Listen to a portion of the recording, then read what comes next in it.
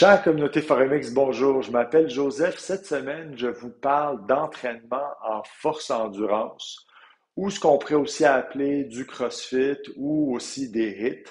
Alors, c'est tout entraînement qui va nécessiter beaucoup de contractions musculaires dans un certain plan.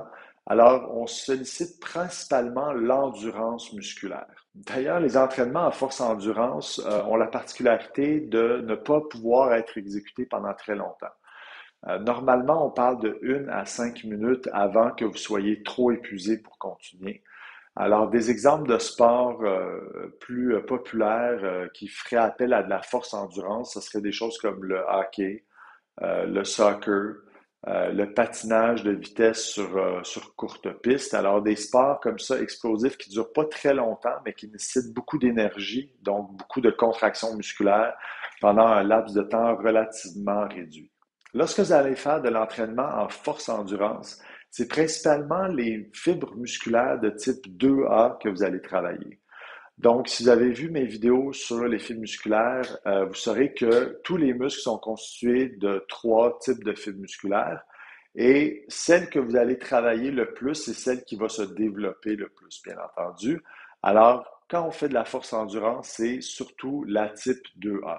Alors, également important à savoir sur les entraînements en force endurance, c'est que c'est principalement le glycogène entreposé dans vos muscles qui va être utilisé.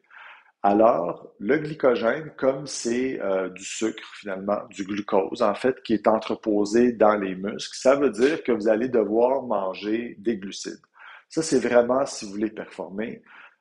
Si vous n'en mangez pas, vous allez quand même pouvoir bouger, mais je vous préviens, vous n'aurez pas la même performance qu'avec des glucides. Les entraînements en force endurance ont plusieurs bénéfices, mais le plus important selon moi, c'est que votre taux d'oxygénation va être plus important pendant 36 heures potentiellement après votre entraînement.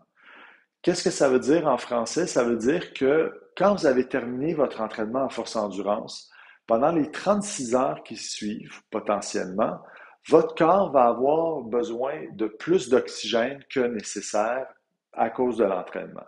Si vous avez besoin de plus d'oxygène, ça veut dire que votre corps travaille plus fort, ça veut dire qu'il va brûler plus d'énergie.